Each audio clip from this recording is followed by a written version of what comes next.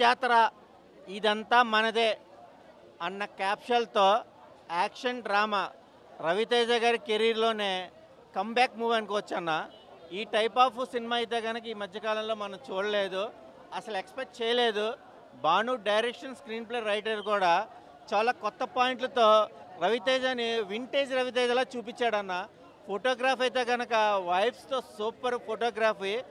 Beams music చూస్తుంటే కనుక అసలు మన తెలుగు వాళ్ళకి సరైన మాస్ సినిమా, మాస్ జాతర సినిమాని ఒక హై రేంజ్లో మ్యూజిక్, బ్యాక్గ్రౌండ్ మ్యూజిక్ కానీ, సాంగ్స్ మ్యూజిక్ కానీ రవితేజ్ అయితే కనుక వింటేజ్ రవితేజని చూసామన్నా.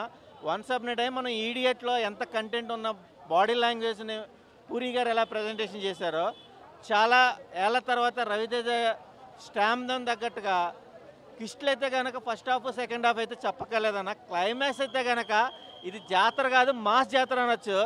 ధమాకా మూవీ మనం చూసాము, శ్రీలీల గారి, రవితేజ గారి కాంబినేషను.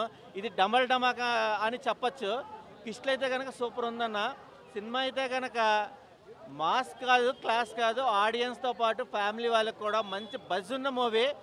రవితేజ గారి ఫోర్స్ తగ్గట్టుగా డైలాగ్ డెలివరీ కానీ, యాక్షన్ స్కిల్స్ కానీ సూపర్ ఉన్నాయన్న. సూర్యదేవర, నాగవంశీ గారు స్క్రీన్ ప్రజెంటేషన్, ప్రొడక్షన్ వాల్యూస్ కూడా చాలా బాగా చూపించారు.